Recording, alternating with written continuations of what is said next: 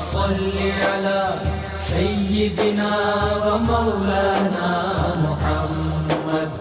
وعلى بسم اللہ الرحمن الرحیم۔ السلام علیکم ناظرین و سامعین کرام۔ پروگرام یاد الہی دیکھنے کے لیے، یاد الہی کے سابقہ تمام پروگرامز دیکھنے کے لیے، بالخصوص وظائف دیکھنے، سننے، جاننے اور پڑھنے کے لیے آپ ہمارے یوٹیوب چینل یاد الہی یعنی YAADEILAHI یوٹیوب چینل یاد الہی کو سبسکرائب بھی کیجیے، لائک بھی کیجیے، کمنٹس بھی کیجیے۔ ناظرین و سامعین، پروگرام یاد الہی میں روزانہ عظیم ہستیوں کے تذکارے پاک کیے جاتے ہیں اور اس کے ساتھ ساتھ کچھ ایسے موضوعات پر گفتگو ہوتی ہے جن سے آپ کو رہنمائی حاصل ہوتی ہے۔ آج بیعت رضوان اور صلح حدیبیہ اس پر گفتگو ہوگی۔ اس سے پہلے کتاب و شفا سے آج کا خاص وظیفہ ہمارے روزمرہ کے معمولات میں، بالخصوص ہر بندہ مومن یہ چاہتا ہے کہ وہ اللہ تعالیٰ کی حفاظت میں آ جائے، اور حقیقت میں اللہ ہی نگہبان ہے، ہمارا حفاظت فرمانے والا ہے۔ تو حفاظت الہی کا مضبوط حصار، یہ ایک تسبیح روزانہ پڑھنی ہے۔ اللہ رب العزت کی حمد و ثنا ہے اس میں، اللہ رب العزت سے مدد مانگنے کا ذکر ہے اس میں۔ حفاظت الہی کا مضبوط حصار، ہر بندہ مومن یہ چاہتا ہے اللہ کی حفاظت میں آ جائے، تو اسے چاہیے یہ پڑھے، حسبنا اللہ ونعم الوکیل، حسبنا اللہ ونعم الوکیل، نعم المولا ونعم النصیر،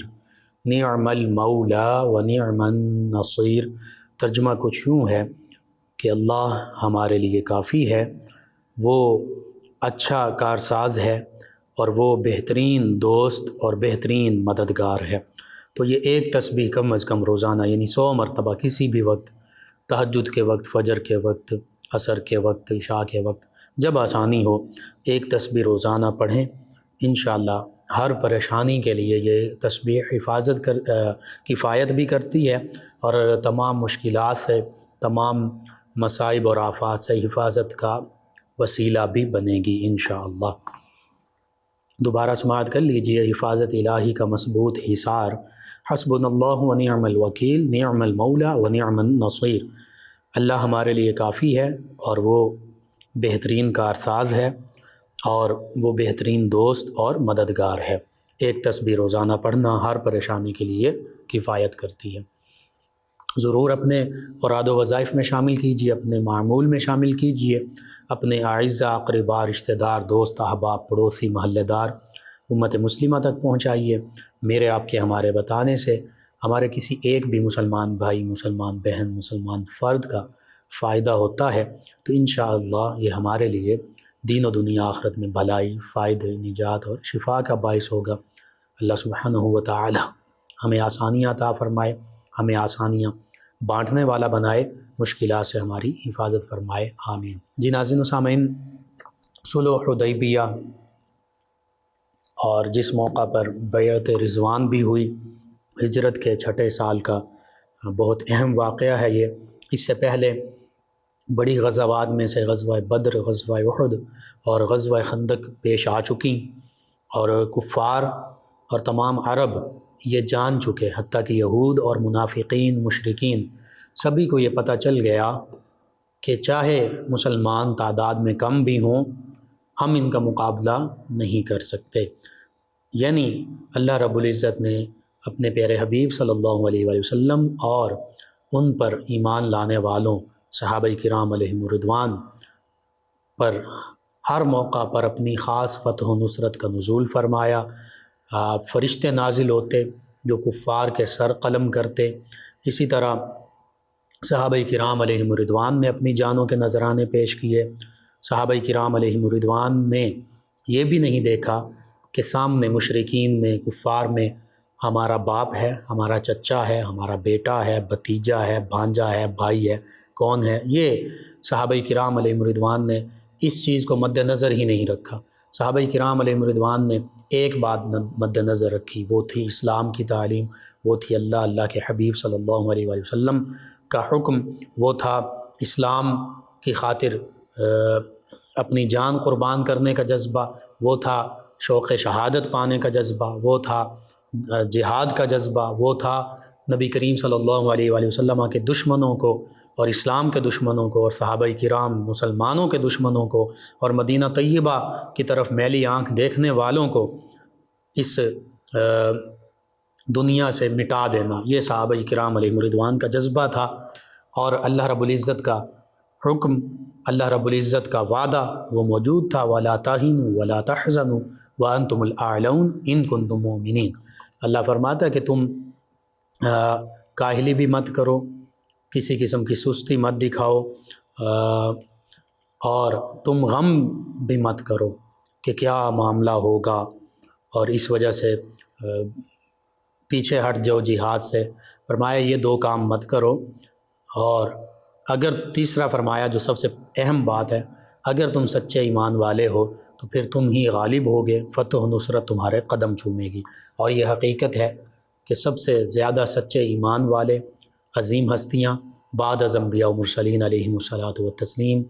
اس کائنات میں سب سے عظمت، رفعت اور شان والی ہستیاں وہ اللہ کے حبیب صلی اللہ علیہ وآلہ وسلم کے صحابہ کرام علیہم رضوان اور کامل ایمان والے۔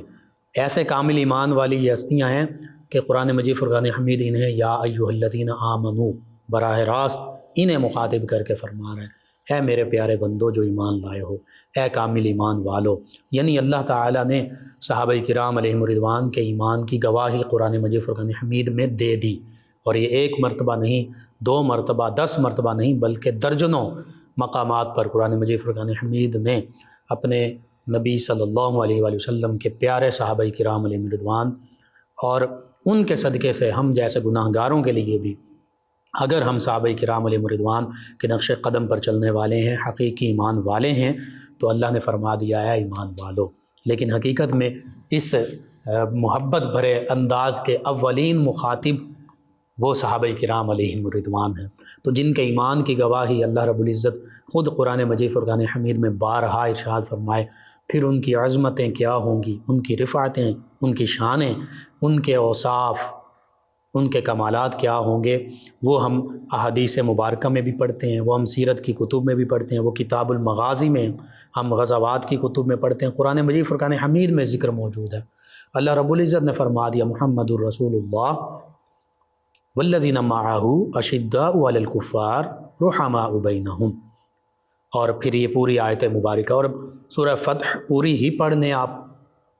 ترجمے کے ساتھ، مستند ترجمے، authentic translation and authentic explanation, یعنی مستند ترجمے اور تفسیر کے ساتھ اس کو پڑھیے، علماء کرام کے پاس بیٹھیے، سمجھیے، تو پتہ چلتا ہے کہ یہ سورہ فتح جس کا نام ہی فتح ہے، یعنی غالبانہ فتح و نصرت، یہ صلح حدیبیہ کے حوالے سے نازل ہوئی، اور بالخصوص آخری رکوع، سیکنڈ لاسٹ رکوع اور لاسٹ رکوع، تیسرا اور چوتھا رکوع، اس میں تو صلح حدیبیہ کا، بیعت رضوان کا، بلکہ دوسرے رکوع کے اینڈ پہ بھی اسی کا ذکر موجود ہے۔ پھر سورہ فتح کا جو آغاز ہو رہا ہے وہ صلح حدیبیہ کے پس منظر میں فتح مکہ کا اللہ رب العزت ذکر بھی فرما رہا ہے، بشارت بھی دے رہا ہے، خوشخبری سے نواز رہا ہے، یعنی وَأَنْتُمْ لَأَعْلَوْنَ إِن كُنتُم مُؤْمِنِينَ، اس کی تفسیر قرآن مجید فرقان حمید میں سورہ فتح ہمارے سامنے موجود ہے۔ اللہ فرماتا ہے اِنَّا فَتَحْنَا لَكَ فَتْحًا مُبِينًا، کہ بے شک نبی صلی اللہ علیہ وسلم آپ اور جو آپ کے رفقاء ہیں، آپ کے جانثار ہیں، آپ کے صحابہ کرام ہیں اور اسلام کے پر قائم دائم ہیں، ایمان کامل والی ہستیاں ہیں، فرمایا کہ بے شک ہم نے تمہارے لیے فتح مبین رکھی ہے، انا فتحنا لک فتحا مبینا۔ اب یہاں پہ فتح مبین کا لفظی معنی تو یہ کہ واضح فتح، کھلی فتح، روشن فتح، لیکن اس سے مراد فتح مکہ ہے۔ آپ تفاسیر پڑھ لیجئے، صحابہ کرام علیہم رضوان کے آثار پڑھ لیجئے، تو تمام مفسرین نے یہی لکھا کہ یہ اللہ رب العزت نے اپنے حبیب صلی اللہ علیہ وآلہ وسلم اور ان کے جانثاروں کو پہلے سے ہی اس بشارت سے، خوشخبری سے نواز دیا کہ تمہارے لیے فتح مبین ہے، اور وہ فتح مبین کون سی تھی؟ وہ فتح مبین فتح مکہ ہے۔ پھر جب ہم یہ دیکھتے ہیں کہ غزوہ بدر میں اور غزوہ احد میں کفار مکہ کو شکست ہوئی، پھر غزوہ خندق جس کو غزوہ احزاب کہتے ہیں، سورہ احزاب کے دوسرے رکوع میں اس کی مکمل تفصیل موجود۔ اس میں احزاب لشکروں کو کہتے ہیں، کفار مکہ بھی شامل تھے، عرب کے دیگر مشرک قبائل بھی شامل تھے، یہودی بھی شامل تھے، منافقین بھی شامل تھے۔ یہ بڑے بڑے جو کفار کے گروہ ہیں ان میں مشرکین جیسے بتوں کی پوجا کرنے والے جیسے کفار مکہ، منافقین جو مدینہ طیبہ میں رہنے والے حقیقت میں وہ یہودی تھے لیکن بظاہر مسلمان بنے ہوئے تھے، اور تیسرا گروہ یہودیوں کا تھا۔ یہ تین بڑے گروہ تھے جو ہمیشہ مسلمانوں کے خلاف مختلف قسم کی سازشیں اور ان سازشوں کے جال بنتے رہتے تھے۔ اگرچہ بعد میں پھر نصارہ جو ہیں جیسے رومن امپائر، قیصر روم اور اس کے لوگ، ان کے ساتھ بھی جنگیں ہوئیں، یا پھر مجوسی آگ کی پوجا کرنے والے ایرانیوں کے ساتھ بھی، پرشین امپائر جو تھی اس کے ساتھ بھی جنگیں ہوئیں، لیکن ابتدائی طور پر کفار مکہ، پھر یہود اور منافقین، یہ تین بڑے دشمن مدینہ طیبہ میں مسلمانوں کے لیے موجود تھے، جنہوں نے غزوہ احزاب بھی کی۔ جب غزوہ احزاب ہوئی جس میں تقریباً عرب کے تمام کفار قبائل شامل تھے، اور غزوہ احزاب میں جسے غزوہ خندق بھی کہتے ہیں، ان تمام کفار کو منہ کی کھانا پڑی، شکست ہوئی، تو اب ان کے دل میں یہ بات بیٹھ گئی کہ ہم میدان میں، بالخصوص کفار مکہ نے اس بات کو سمجھ لیا کہ ہمیں تیسری مرتبہ شکست ہو چکی ہے۔ اس کے علاوہ سرایا بھی تھے، چھوٹی چھوٹی مہمات، ان میں بھی کفار جو ہیں وہ شکست کھاتے تھے، کفار جو ہیں وہ بھاگ جاتے تھے۔ تو اس طرح اب انہیں یہ یقین ہو چکا تھا کہ اب ہم میدان میں مسلمانوں سے، صحابہ کرام علیہم رضوان سے، نبی کریم صلی اللہ علیہ وآلہ وسلم سے کسی بھی طرح میدان میں ان سے فتح نہیں پا سکتے۔ بہرحال آقا کریم صلی اللہ علیہ وآلہ وسلم نے اپنے جانثاروں سے فرمایا کہ ہم عمرہ کریں گے، اور یہ معاملہ بھی یوں تھا کہ نبی کریم صلی اللہ علیہ وآلہ وسلم نے خواب دیکھا، اور انبیاء کرام علیہ السلام کے خواب جو ہوتے ہیں وہ تمام کے تمام سچے ہوتے ہیں، اور خواب یہ تھا، اس کا ذکر بھی یہی سورہ فتح کے تیسرے رکوع میں موجود ہے، اور آخری رکوع میں بھی لقد صدق اللہ رسولہ الرؤیا بالحق لتدخلن المسجد الحرام ان شاء اللہ محلقین رؤوسکم ومقصرین لا تخافون۔ یہ سارا اللہ فرماتا ہے کہ بے شک اللہ نے وہ آپ کا خواب سچ فرما دیا، اور کہ حرم مکہ میں داخل ہوگے اور قصر کرو گے، یعنی یا حلق کرو گے، سر جو ہیں مکمل طور پر سر منڈا دینا، اس کو حلق کہتے ہیں، اور تھوڑا کم کروانا اس کو قصر کہتے ہیں۔ تو اب نبی کریم صلی اللہ علیہ وآلہ وسلم نے یہ اپنا خواب صحابہ کرام علیہ رضوان سے بیان فرمایا اور عمرے کی تیاری فرمائی 6 ہجری میں۔ اب جب آقا کریم صلی اللہ علیہ وآلہ وسلم اور آپ کے تقریباً 1400 سے 1500 جانثار صحابہ کرام علیہ رضوان یہ آپ کے ساتھ ہیں، مدینہ طیبہ سے یہ قافلہ عظیم الشان چلتا ہے صرف اور صرف عمرے کی ادائیگی کے لیے، کوئی زیادہ سامان حرب، جنگی اسلحہ یا جنگ کی تیاری ہی نہیں ہے، جو بس عام حالات میں تمام عرب کا یہ طریقہ تھا کہ وہ اپنے پاس حفاظت کے لیے تلواریں رکھتے تھے، بس وہی عام طور پر ایک ایک تلوار ساتھ تھی، اور عمرہ کی نیت سے نبی کریم صلی اللہ علیہ وآلہ وسلم اور صحابہ کرام علیہم رضوان جو ہیں یہ مکۃ المکرمہ کی جانب روانہ ہوتے ہیں، اور مہینہ مبارکہ یہی ذی قعدہ کا مہینہ ہے۔ جب حدیبیہ کے مقام پر پہنچتے ہیں مکۃ المکرمہ کے قریب، تو وہاں پر نبی رحمت صلی اللہ علیہ وآلہ وسلم پڑاؤ ڈالتے ہیں۔ اس دوران نبی کریم صلی اللہ علیہ وآلہ وسلم سیدنا عثمان ذو النورین رضی اللہ تعالی عنہ ان کو اپنا نمائندہ، اپنا سفیر، اپنا ایمبیسڈر بنا کر مکۃ المکرمہ روانہ فرماتے ہیں، اور ان سے یہی فرمایا جاتا ہے کہ آپ مکہ والوں سے یہ کہیے کہ ہم صرف اور صرف عمرہ کی نیت سے آئے ہیں، ہمارا ارادہ کوئی کسی قسم کا جنگ کا نہیں ہے، لڑنے کا نہیں ہے، تو اس لیے ہمیں عمرہ کرنے دیا جائے۔ سیدنا عثمان ذو النورین رضی اللہ تعالی عنہ آقا کریم صلی اللہ علیہ وآلہ وسلم کے حکم کے مطابق مکۃ المکرمہ روانہ ہو گئے۔ اب جب سیدنا عثمان ذو النورین رضی اللہ تعالی عنہ مکۃ المکرمہ پہنچے تو آپ کے خاندان کے لوگ بھی موجود تھے، اور آپ کا خاندان جو ہے یہ قریش کی ذیلی شاخ میں سے ہے، قریشی ہی ہیں۔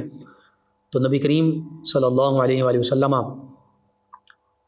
کہ سیدنا عثمان ذو النورین رضی اللہ عنہ ایک تو داماد ہیں اور دوہرے داماد، پہلے ایک شہزادی سیدہ رقیہ رضی اللہ عنہ، ان کا عقد ہوا ان کے ساتھ، ان کا بھی سال 2 ہجری میں ہوا۔ تو پھر سیدہ ام کلثوم رضی اللہ عنہ، ان کا عقد نبی کریم صلی اللہ علیہ وآلہ وسلم نے ان کے ساتھ فرما دیا، اسی لیے ذو النورین کہلاتے ہیں، 2 نور والے، 2 نوری شہزادیاں۔ ان کے عقد میں یکے بعد دیگرے آئیں۔ تیری نسل پاک میں ہے بچہ بچہ نور کا، تو ہے عین نور تیرا سب گھرانہ نور کا۔ تو اب جب سیدنا عثمان ذو النورین رضی اللہ عنہ مکہ المکرمہ پہنچتے ہیں، ان کی کفار مکہ اور رؤسائے مکہ، مکہ کے جو سردار ہیں، ان سے گفتگو ہوتی ہے۔ یہ اپنا مدعا اور نبی کریم صلی اللہ علیہ وآلہ وسلم کا پیغام ان تک پہنچاتے ہیں۔ اب بجائے ہونا تو یہ چاہیے تھا کہ جب امن کی حالت میں مسلمان آئے ہیں اور صرف ارادہ یہ ہے کہ عمرہ کرنا ہے اور اللہ کا گھر ہے کعبۃ اللہ، جہاں مشرکین اور ایسے لوگ بھی آتے تھے اور آتے ہیں کہ بعض اوقات اس کعبۃ اللہ کا طواف ننگے برہنہ کیا جاتا تھا، کپڑوں کے بغیر، ایسے بھی خرافات لوگوں میں شامل ہو چکی تھیں۔ اور بعض اوقات وہ بت تو اندر بھی رکھے ہوئے تھے ان جہالت پرستوں نے، اور بتوں کو اپنا معبود بھی سمجھتے تھے۔ ایسی زیادہ گمراہی اور کفر میں اور شرک میں مبتلا ہو چکے تھے۔ تو چاہیے تو یہ تھا جہاں پوری دنیا کے مشرکین اور جاہلین لوگوں کو اجازت ہے، وہ حج بھی کر سکتے ہیں، عمرہ بھی کر سکتے ہیں، تو مسلمانوں کے لیے تو کوئی روک ٹوک نہیں ہونی چاہیے تھی۔ لیکن کفار نے اس موقع پر بھی ہٹ دھرمی کا مظاہرہ کیا اور کہنے لگے کہ نہیں۔ ہاں، یہ بات انہوں نے کہی سیدنا عثمان ذو النورین رضی اللہ عنہ سے کہ ٹھیک ہے، آپ طواف کر لیجئے، آپ عمرہ کر لیجئے، لیکن محمد صلی اللہ علیہ وآلہ وسلم اور ان کے دیگر ساتھیوں کو ہم عمرہ نہیں کرنے دیں گے، اور اس سال تو بالکل نہیں کرنے دیں گے۔ اگر ضرور عمرہ کرنا ہی ہے تو پھر اگلے سال ہماری طرف سے اجازت ہے، اس سال عمرے کی ہم اجازت نہیں دیں گے۔ اب سیدنا عثمان ذو النورین رضی اللہ عنہ اگر چاہتے تو خود عمرہ کر لیتے، کہیں بھی شرعی حوالے سے بھی منع نہیں تھا، لیکن سیدنا عثمان ذو النورین رضی اللہ تعالیٰ نے اپنے حبیب، اپنے محبوب صلی اللہ علیہ وآلہ وسلم کے بغیر عمرہ کرنا بھی قبول نہ فرمایا۔ یہ صحابہ کرام علیہم رضوان کی، خلفائے راشدین کی، سیدنا عثمان ذو النورین رضی اللہ عنہ کی آقا کریم صلی اللہ علیہ وآلہ وسلم کے ساتھ محبت کا عالم تھا۔ اس دوران یہ افواہ پھیل گئی کہ سیدنا عثمان ذو النورین رضی اللہ تعالیٰ عنہ کو شہید کر دیا گیا ہے۔ جب یہ خبر نبی کریم صلی اللہ علیہ وآلہ وسلم اور صحابہ کرام علیہم رضوان تک پہنچی تو اللہ ہی کے حکم کے مطابق اللہ کے حبیب صلی اللہ علیہ وآلہ وسلم نے ان 1400 یا 1500 صحابہ کرام علیہم رضوان، اور بعض روایت میں کہ یہاں پہ وہ درخت رضوان، اس حوالے سے بھی اس کو بیعت رضوان کہتے ہیں، درخت کے نیچے بیعت ہوئی، اور یہ حدیبیہ کا مقام تھا۔ تو نبی کریم صلی اللہ علیہ وآلہ وسلم نے صحابہ کرام علیہم رضوان سے اس بات پر بیعت لی کہ ہم عثمان رضی اللہ تعالیٰ عنہ ان کا بدلہ لیں گے، اور موت پر بیعت لی کہ اگر اپنی جان بھی قربان کرنی پڑی تو ہم اپنی جانیں بھی قربان کر دیں گے۔ تو تمام کے تمام صحابہ کرام علیہم رضوان نے پھر موت پر آقا کریم صلی اللہ علیہ وآلہ وسلم کے دست مبارکہ پر بیعت کی۔ اس بیعت کا ذکر سورہ فتح میں موجود ہے۔ اللہ رب العزت فرماتا ہے سورہ فتح کے دوسرے رکوع کے آخر میں، ان الذین یبایعونک انما یبایعون اللہ ید اللہ فوق ایدیہم، فرمایا بے شک اے حبیب صلی اللہ علیہ وآلہ وسلم، جو لوگ، جو جانثار آپ کے دست مبارکہ پر بیعت کرتے ہیں وہ تو اللہ ہی سے بیعت کرتے ہیں، اور ان کے ہاتھوں پر اللہ کا ہاتھ ہے، یعنی اللہ کا دست قدرت جیسا کہ اس کی شان کے لائق ہے۔ وہ ہمارے انسانوں کی طرح نہیں، اللہ تعالیٰ جسم سے پاک ہے۔ اس سے مراد یہ ہے کہ اللہ تعالیٰ کی مکمل تائید و نصرت اللہ کے حبیب صلی اللہ علیہ وآلہ وسلم اور صحابہ کرام علیہم رضوان کے شامل حال ہے، اور ہر موقع پر شامل حال رہی۔ اب صحیح بخاری میں بھی اس کی تفصیل ملتی ہے، دیگر حدیث مبارکہ کی کتب میں، غزوات کی کتاب المغازی جو ہیں ان میں نبی کریم صلی اللہ علیہ وآلہ وسلم نے سب سے اوپر اپنا دایاں ہاتھ رکھا، نیچے سب سے آپ کا بایاں ہاتھ تھا، صحابہ کرام بیعت کرتے، اور دایاں ہاتھ سب سے اوپر رکھ کے فرمایا ہذہ ید عثمان، فرمایا یہ عثمان کا ہاتھ ہے۔ اس میں بھی ایک اشارہ تھا کہ عثمان رضی اللہ عنہ موجود ہیں، اس وجہ سے یہ ان کی طرف سے بھی ہاتھ ہے، ان کی بیعت بھی شامل ہو رہی ہے۔ اور پھر اس سے یہ بھی پتہ چلتا ہے کہ سیدنا عثمان ذو النورین رضی اللہ عنہ بیعت رضوان والے صحابہ کرام میں شامل ہیں، آپ کو یہ فضیلت حاصل ہے۔ جیسے بظاہر سیدنا عثمان رضی اللہ عنہ غزوہ بدر میں شامل نہیں ہوئے تھے، اس کی وجہ یہ تھی آپ کی زوجہ مطہرہ نبی کریم صلی اللہ علیہ وآلہ وسلم کی شہزادی سیدہ رقیہ رضی اللہ عنہ وہ بیمار تھیں، تو نبی کریم صلی اللہ علیہ وآلہ وسلم نے انہیں فرمایا کہ آپ ان کی عیادت کریں، آپ کو غزوہ بدر میں شامل ہونے والوں کے برابر اجر بھی ملے گا۔ اور صحیح بخاری میں موجود ہے کہ یہ اجر کا ذکر بھی موجود ہے اور مال غنیمت بھی ان کے لیے، یعنی سیدنا عثمان ذو النورین رضی اللہ عنہ بدری صحابہ کرام میں شامل ہیں، اس فضیلت پانے والوں میں بھی شامل ہیں۔ اور یہاں پر دیکھیں تو آپ صلح حدیبیہ اور بیعت رضوان کرنے والے صحابہ کرام میں بھی شامل ہیں۔ اس سے یہ پتہ چلتا ہے کہ اللہ کے حبیب صلی اللہ علیہ وآلہ وسلم سیدنا عثمان ذو النورین رضی اللہ عنہ کے ساتھ کتنی زیادہ محبت فرماتے تھے، اور یہی سیدنا عثمان ذو النورین رضی اللہ عنہ ایسی واحد ہستی ہیں کہ جن کے نکاح میں کسی بھی نبی علیہ السلام اور نبیوں کے سردار علیہ الصلاۃ والتسلیم کی دو صاحبزادیاں یکے بعد دیگرے ہیں، یہ اللہ تعالیٰ نے آپ کو شرف عطا فرمایا ہے، اور یہ بہت بڑا شرف ہے، یہ ایسا شرف ہے کہ آپ کے سوا کسی کو حاصل نہیں ہے۔ بہرحال اللہ رب العزت تو یہ فرما رہا ہے کہ جو میرے حبیب صلی اللہ علیہ وآلہ وسلم، آقا کریم فرما رہے ہیں کہ جو میرا ہاتھ ہے یہ عثمان رضی اللہ عنہ کا ہاتھ ہے، اللہ فرما رہا ہے جو میرے حبیب صلی اللہ علیہ وآلہ وسلم کا مبارک ہاتھ ہے یہ میرا ہاتھ ہے، یعنی دست قدرت، جیسا کہ اس کی شان کے لائق ہے۔ اسی طرح سورہ فتح کے تیسرے رکوع کے شروع میں پھر اللہ رب العزت فرماتا ہے انہی بیعت رضوان کرنے والے صحابہ کرام علیہم رضوان کے بارے میں، ان کی شانیں دیکھیے، صحابہ کرام تمام عظمت، رفعت اور شان والے، اب صلح حدیبیہ بیعت رضوان میں شامل ان صحابہ کرام علیہم رضوان کی شان دیکھیے جو قرآن مجید فرقان حمید میں جس کا ذکر ہے۔ اللہ فرماتا لقد رضی اللہ عن المؤمنین اذ یبایعونک تحت الشجرۃ فعلم ما فی قلوبہم فانزل السکینۃ علیہم واثابہم فتحا قریبا، کہ بے شک اللہ تعالیٰ ان تمام ایمان والوں سے راضی ہوا، یعنی تمام صحابہ کرام علیہم رضوان سے،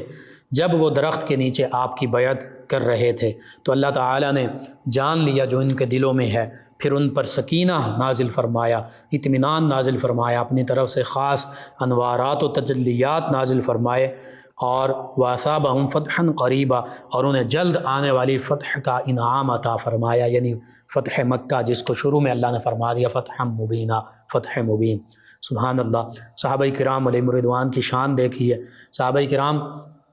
درخت کے نیچے بیعت کرتے ہیں، اللہ تعالیٰ اس درخت کا بھی ذکر فرما رہا ہے، اور صحابہ کرام علیہم رضوان کے لیے اپنی رضا کا ذکر فرما رہا ہے، لقد رضی اللہ عن المؤمنین، اور مومنین کن کو فرما رہا ہے؟ صحابہ کرام علیہم رضوان کو۔ اللہ فرماتا بے شک، تحقیق، اس میں کسی قسم کا کوئی شک و شبہ ہی نہیں کہ اللہ تمام صحابہ کرام علیہم رضوان سے راضی ہو گیا، تمام مومنین سے راضی ہو گیا، یعنی اللہ تعالیٰ انہیں مومنین فرما رہا ہے، صحابہ کرام علیہم رضوان کو، جن کے مومنین ہونے پر اللہ رب العزت اپنی مہر تصدیق ثبت فرما دے، معاذ اللہ ثم معاذ اللہ، ان کے حوالے سے میں، آپ، ہم، غیر مسلمین، مستشرقین، کوئی بھی معاذ اللہ ثم معاذ اللہ اگر انگلی اٹھائے اور ان کو طعن و تشنیع کا نشانہ بنائے تو پھر اسے سمجھنا چاہیے کہ وہ کس چیز کا انکار کر رہا ہے، وہ اللہ رب العزت کے فرمان کا انکار کر رہا ہے، وہ اللہ تعالیٰ کی رضا کا انکار کر رہا ہے، وہ قرآن کا انکار کر رہا ہے، اور جو قرآن کا، اللہ کی رضا کا، اللہ کے فرمان کا، یعنی ان کا انکار کرنے والا وہ یوں ہی ہے جیسے وہ اللہ کا انکار کرنے والا ہے، یعنی اللہ رب العزت پر ایمان لانے والا ہوتا تو پھر وہ اللہ تعالیٰ کے حکم اور اللہ کے فرمان کے سامنے بھی سر تسلیم خم کرتا، لیکن اگر اللہ کے حکم کے سامنے، اللہ کے فرمان کے سامنے سر تسلیم خم نہیں کیا، بلکہ اس کے برعکس وہ اپنی زبان سے جہالت کے، گمراہی کے، کفر کے کلمے نکال رہا ہے، تو پھر اسے اپنے ایمان کی خبر لینی چاہیے۔ بہرحال اللہ رب العزت یوں اپنے پیارے حبیب صلی اللہ علیہ وآلہ وسلم اور ان کے جانثار صحابہ کرام علیہم رضوان کی عظمتوں، رفعتوں اور شانوں کے تذکرے فرماتا ہے۔ پھر یہ صلح حدیبیہ، یہ بیعت رضوان، یہ ایسا معاملہ ہے کہ اس موقع پر اسے چونکہ صلح حدیبیہ بھی کہتے ہیں، پورا ایک ٹریٹی، پورا ایک پیکٹ، پورا ایک معاہدہ جو ہے وہ اس موقع پر سر انجام پایا تھا۔ وہ معاہدہ کیا تھا؟ تفصیلی ہے، اس کا مختصر جو نکات ہیں وہ میں بیان کر دیتا ہوں۔ عروہ بن مسعود ثقفی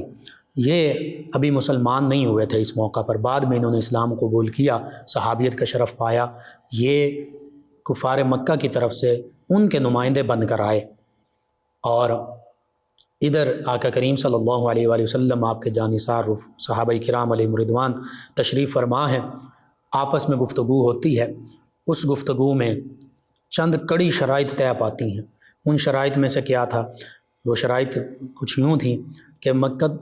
المکرمہ سے اگر کوئی مسلمان ہو جائے گا اور وہ مدینہ طیبہ آیا تو اسے واپس بھیجنا پڑے گا، اسے کفار مکہ کے حوالے کرنا پڑے گا۔ لیکن اگر مدینہ طیبہ سے کوئی معاذ اللہ اسلام چھوڑ کر مکہ المکرمہ گیا تو ہم اسے واپس نہیں کریں گے۔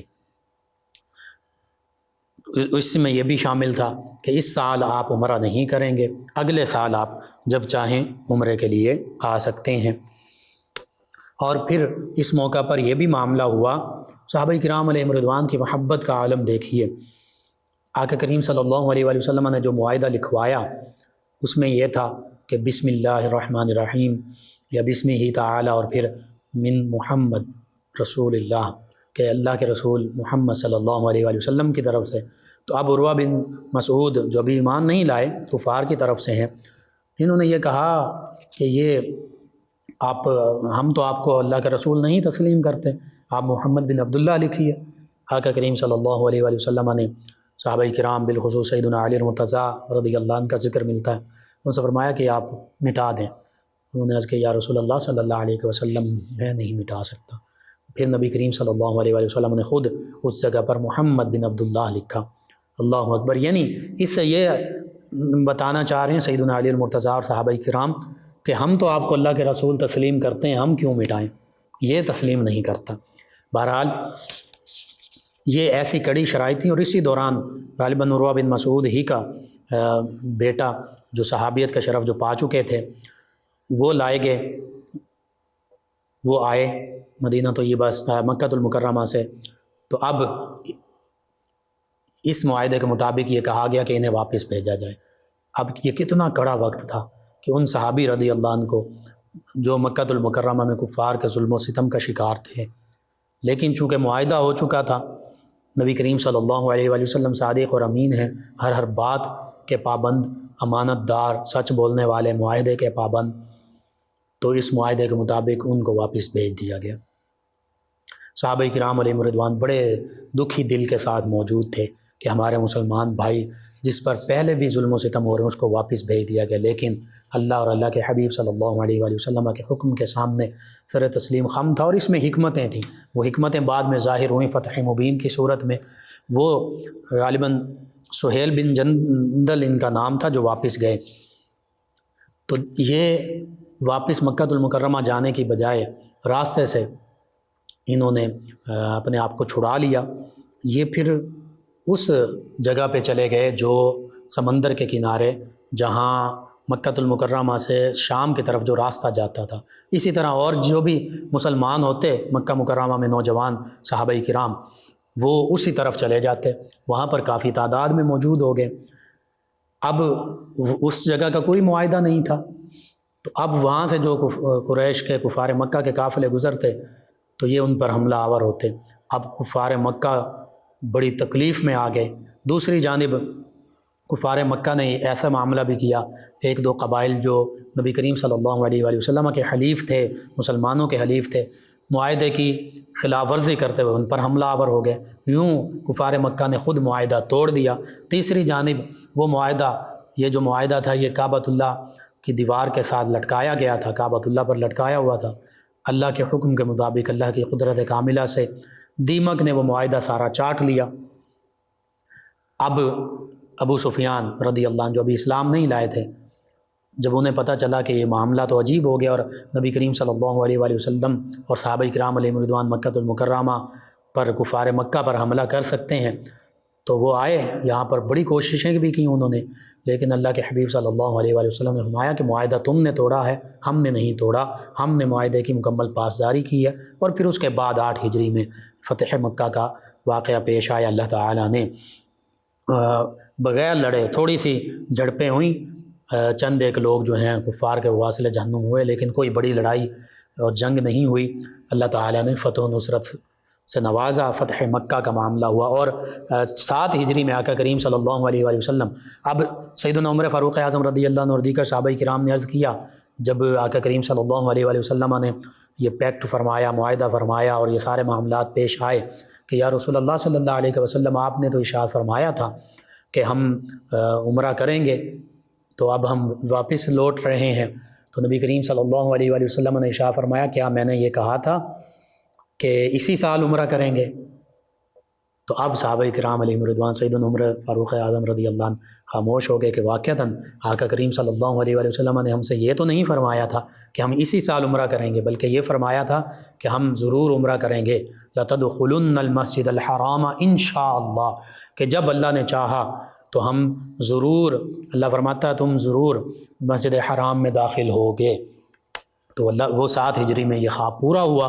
نبی کریم صلی اللہ علیہ وآلہ وسلم اور صحابہ کرام علیہم رضوان، یہی بیعت رضوان والے صحابہ کرام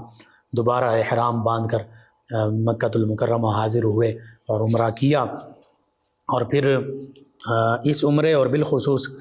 حجۃ الوداع کے حوالے سے غالباً یہ ملتا ہے کہ کفار نے یہ کہا صحابہ کرام علیہم رضوان کو دیکھ کر، کیونکہ صحابہ کرام علیہم رضوان دنیاوی معاملات اور ان چیزوں کی اس طرح فکر نہیں کرتے تھے، اس دنیا کی محبت میں معاذ اللہ مشغول نہیں تھے جیسے آج ہم دنیا کی محبت میں فنا ہو چکے ہیں۔ صحابہ کرام علیہم رضوان تو دنوں میں روزے رکھا کرتے تھے، راتوں کو قیام کیا کرتے تھے، دن کو جہاد کیا کرتے تھے، تو انہیں بظاہر اپنی صحت کا وہ اس طرح کھانے پینے کا خیال ہی نہیں تھا، تو بظاہر کمزور تھے، حقیقت میں تو حقیقی ایمان والے تھے، اور ایمان کی طاقت جو ہے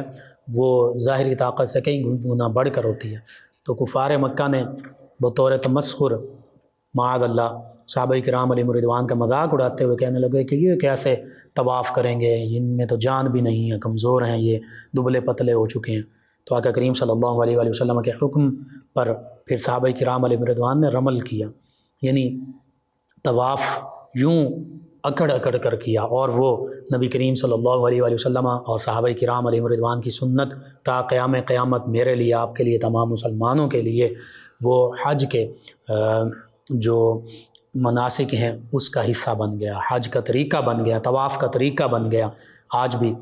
یہ مسلمانوں کے لیے ہے کہ وہ رمل کرتے ہیں۔ تو یہ اللہ کے نبیوں، اللہ کے نبی صلی اللہ علیہ وآلہ وسلم، صحابہ کرام، ان اللہ کے پاک بندوں کی ادائیں جو ہیں وہ اللہ کو پسند ہیں۔ وہ ادائیں کہیں فرض ہو گئیں، کہیں واجب بن گئیں، کہیں وہ سنت بن گئیں، کہیں وہ ہمارے لیے مستحب ٹھہریں۔ تو یہ چیزیں اللہ رب العزت کے یہ محبوب بندے ہیں، اللہ تعالیٰ نے انہیں ایمان کامل کی صورت میں، یعنی اللہ اور اللہ کے حبیب صلی اللہ علیہ وآلہ وسلم کی سچی محبت اور کامل پیروی کی صورت میں ہر میدان میں فتح و نصرت سے نوازا۔ اللہ سبحانہ و تعالیٰ سے یہ دعا، اللہ تعالیٰ مجھے، آپ کو، ہم سب کو کامل ایمان والا بنائے۔ اللہ تعالیٰ صحابہ کرام، اہل بیت کرام، نبی رحمت صلی اللہ علیہ وآلہ وسلم کے نقش قدم پر ہمیں چلنے والا بنائے، اور ان کے فیوز و برکات سے وافر حصہ عطا فرمائے، اور ان عظیم ہستیوں کے نقش قدم پر چلنے والے ہمیں حکمران عطا فرمائے، اور ان ہستیوں کی طرح اللہ تعالیٰ عالم اسلام کو دوبارہ اوج کمال عطا فرمائے، سربلندی عطا فرمائے، آمین۔ اللہم صلی علی سیدنا و مولانا محمد وعلی سیدنا۔ آپ سماعت فرما رہے ہیں پروگرام یاد الہی۔ ناظرین و سامعین، اس دوران ہمیں جوائن کیا آصف حسن صاحب ہیں، کہتے ہیں کہ السلام علیکم۔ جی وعلیکم السلام۔ کہتے ہیں ماشاءاللہ، اللہ آپ کو اور آپ کے سارے سننے والوں کو ہمیشہ سلامت رکھے، آمین، ہمیشہ خوش رہیں، اور کہتے ہیں کہ دعاؤں میں یاد رکھیں۔ جی اللہ تعالیٰ آپ کو، تمام امت مسلمہ کو دین و دنیا آخرت کے تمام بلائیاں عطا فرمائے۔ ایک اور لسنر ہیں شمیم یا انہوں نے کہا کہ السلام علیکم، جی وعلیکم السلام، رسولی کے حوالے سے انہوں نے وظیفہ پوچھا ہے۔ چلیں آپ کے لیے یہ 2-3 چیزیں ہیں۔ ایک تو یا رقیب 300 مرتبہ پڑھ کر اسے دم کریں پانی پر بھی اور جو ٹیومر وغیرہ اس پر بھی۔ اسی طرح سورۃ الطارق 3 مرتبہ دم کریں، میڈیسن پر بھی دم کیا جا سکتا ہے، پانی پر بھی ویسے بھی۔ اور تیسرا یہ ہے کہ صبح سورج نکلنے سے پہلے اور شام کو سورج غروب ہونے کے بعد یہ آیت مبارکہ سورہ یوسف کی پہلی آیت مبارکہ اس کو 100 مرتبہ پڑھ کر پانی پر دم کریں اور پی لیں، اور جب تک مرض پورے کی طرح ختم نہ ہو یہ عمل جاری رکھیں۔ اور اس کے ساتھ ساتھ یہ لکھ کر پانی میں ڈال کر بھی پی سکتے ہیں، بسم اللہ الرحمن الرحیم الف لام را تلک آیات الکتاب المبین، اور پھر تیسری لائن میں لکھیں گے الرحیم الرحیم الرحیم۔ ان کے علاوہ ہمیں جوائن کیا ایک لسنر کہتے ہیں کام چلنے کے لیے کوئی وظیفہ بتا دیں، اور سلام کہا، یہ امداد صاحب ہیں فیصل آباد سے۔ جی اس میں ظاہری جو اسباب ہیں وہ اختیار کرنا بھی ضروری ہے۔ لیس للانسان الا ما سعی، اللہ فرماتا ہے انسان کے لیے وہی ہے جس کی وہ کوشش کرتا ہے۔ تو آپ محنت کریں، کوشش کریں، محنت مزدوری چھوٹا کام جو بھی مل جائے کریں آپ، اور ساتھ نماز کی تلاوت کی پابندی کریں، باوضو رہیں، استغفار اور درود پاک کی کثرت کریں۔ یہ عام معمولات میں سبھی کے لیے، اور بالخصوص یا رزاق یہ آپ پڑھیں، اور یا مسبب الاسباب یہ پڑھیں، اللہ تعالیٰ بہتری فرما دے گا۔ ناظرین سامعین، ان کے علاوہ ہمیں جوائن کیا ہمارے لسنر ہیں، انہوں نے چوری کے لیے وظیفہ پوچھا۔ جی گم شدہ چیز کی واپسی کے لیے وظیفہ یہ کہ انا للہ و انا الیہ راجعون یہ کثرت سے پڑھیں، انشاءاللہ گم شدہ چیز مل جائے گی۔ ان کے علاوہ ایک اور لسنر ہیں، یہ کہتے ہیں لقمان بھائی آپ کا پروگرام ماشاءاللہ بہت اچھا، وسوسے آتے ہیں وظیفہ۔ ایک تو باوضو رہیں، استغفار کریں، اور یا حی یا قیوم برحمتک استغیث، یا حی یا قیوم برحمتک استغیث یہ آپ کثرت سے پڑھیں، اللہ تعالیٰ بہتری فرمائے گا۔ ارشاد صاحب نے ہمیں جوائن کیا،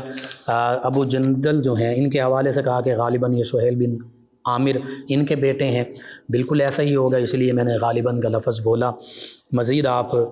اس کو پڑھ سکتے ہیں۔ ناظرین سامعین، پروگرام یاد الہی کا وقت ختم ہو جاتا ہے، انشاءاللہ کل صبح دوبارہ آپ سے ملاقات ہوگی پروگرام یاد الہی میں۔ اپنے میزبان محمد لقمان رضا اور ہماری ٹیم کو اجازت دیجیے، اللہ نگہبان۔ اللهم صل على سيدنا ومولانا